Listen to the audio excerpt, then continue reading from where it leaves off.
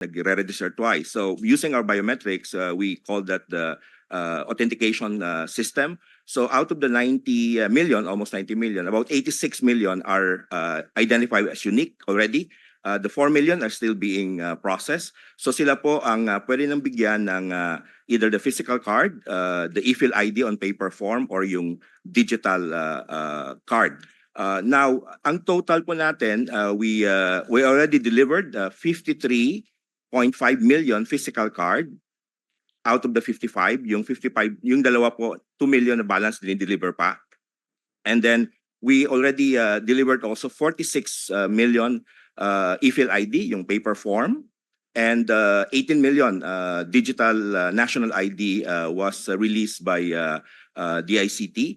So in a way, yung mga 85 million po na clear na natin na registrants, either they get a physical card already or the paper form or the digital form po.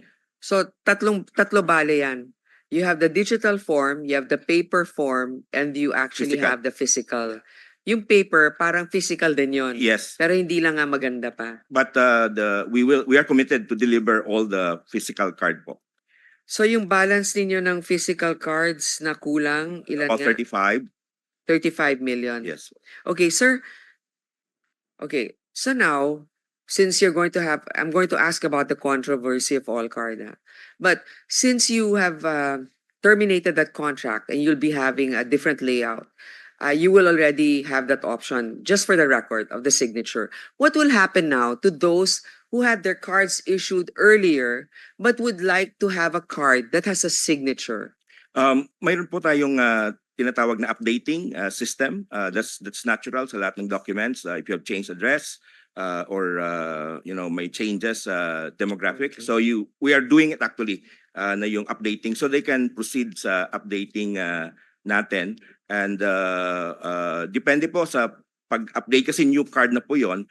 So there is a possibility, but we will consult our counsel if there is a fee for the second card po. I understand. Maybe if it's just a plain update, like for example, an update in information like physical address, then maybe there could be a minimal fee. Okay, but when it comes to improving something that is obviously because we didn't have the foresight to think about it, I think that should be the government's cost. Like for example, lagyan ng signature, pinapaganda niyo yung proseso kasi dati pinalpak tayo. Dapat yon libre na. We will do the computation. So give us a computation on that. Yeah. If everybody will have an updated physical ID, what will it cost them? Okay. Number two, my question again is about All Card. Ano ba nangyari doon? Some people are saying, why did the central bank procure the services of All Card when they have their own printing system? Now, I mean just what do you call this, common sense. Of course, the central bank is also printing not just the national IDs, but I assume our money, right? So hindi naman pwedeng ma-tie down yung mga equipment nila doon. So was that the reason why they contracted out the printing to All Card, and why was it canceled? Ma'am, dun sa pag-contract, ang memorandum agreement between the PSA kasi is with BSP. So when we entered into a MOA, our expectation is that it's BSP.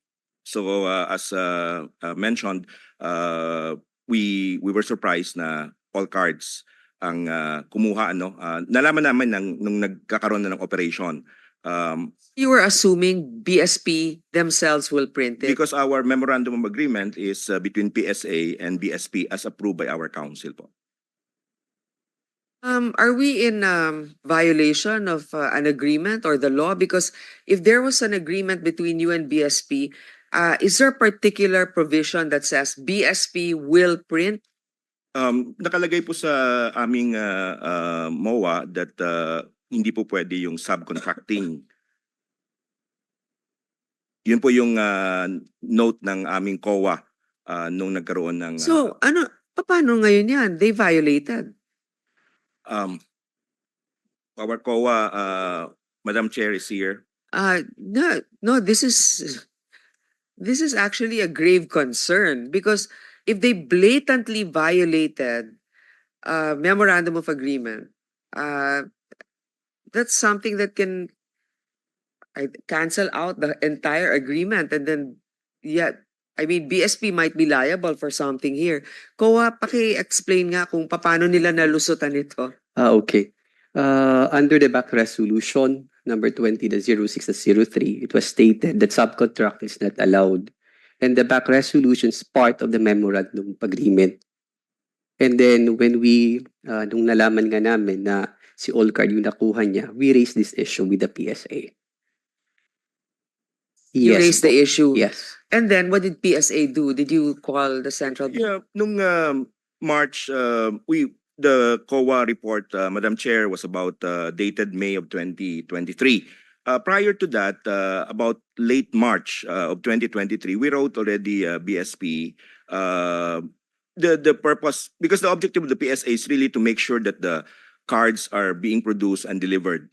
During the time, the spike in the registration number has been there, and the people are complaining why they don't have the cards yet. In March 2023, only 35 million cards were with us and delivered. And we wrote them a letter requesting that we terminate the MOA at 50 million. 50 million. The reason for the 50 million is that to give us time to prepare for another service provider, because we don't want to cut outright and then no cards are being produced. The idea of 50 million, which is 15 million from 35, is that would give us about maybe 6 months to prepare for another service provider that can increase the numbers of cards produced.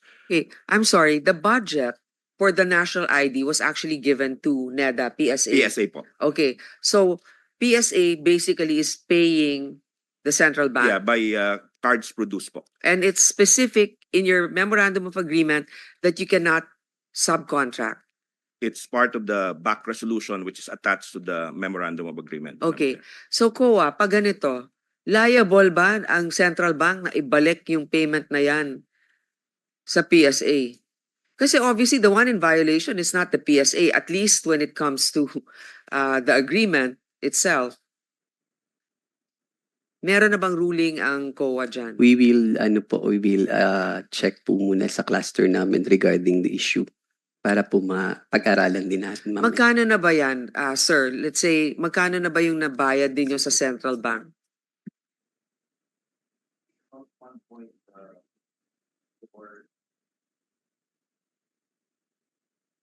About 1.4 billion already, Madam Chair. We're to pay the 55.5 million at 30 pesos per card po. Yun yung So dun sa sinasabi mong threshold na 55 million ID cards. yun po yung dapat naming bayaran, ano. Pero yung Oo. nabayaran namin mga about 90% pa lang kasi may billing pa po na sumusunod. Okay, okay lang. So yung 1.4 billion is about 90% Yes. of the 55 million cards. Okay. May background ba kayo sa all cards na yan? Ano ba yan? Do they have a track record of printing or who Madam owns Chair, it? the All Cards is a BSP service provider. So I know, but then what company? I mean, who owns that? Who owns that company? Bakit sila yung napili? Nag-bidding ba ang central bank dyan? I understand that there was a bidding process po. So But this we will get information from the BSP po. you should have had that information. Ang binigay kasi nila sa amin, Madam Chair, na information is that they terminated the contract of All Cards for the production of the blank national ID. That's the information that they Siguro, because maybe this happened during not Remolona's time, right? 2020 po yung during the time of former Governor Ben Joc. 2020 ba he was there? Okay. Okay. So I think we